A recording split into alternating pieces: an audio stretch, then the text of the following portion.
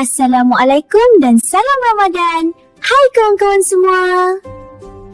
Selamat datang ke rancangan TPSS kita, Ramadan Ceria bersama kami. Hari ini Husna nak kongsi satu amalan yang sangat baik dalam Ramadan. Amalan itu ialah bersedekah.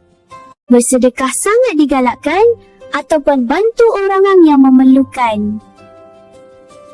Kalau kita suka bersedekah, hati kita akan jadi lebih baik dan lebih penyayang. Ramadan bukan sekadar tahan lapar dan dahaga.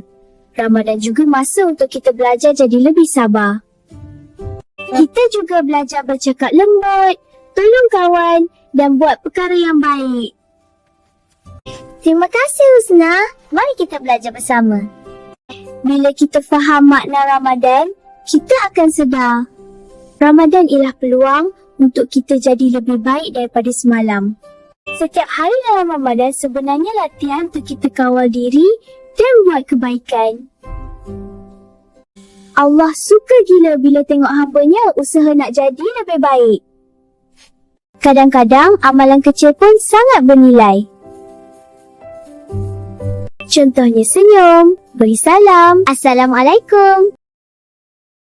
Atau bantu ibu bapa. Kalau buat semua tu ikhlas gila-gila, Allah bagi reward pahala melambak punya.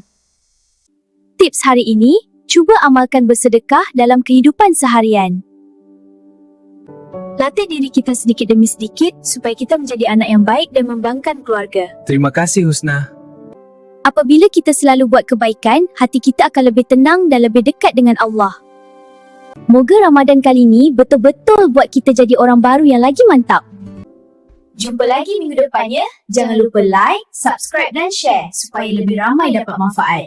TVPSS Sehati, suara kami. Kami gerak dulu. Jumpa lagi korang. Assalamualaikum.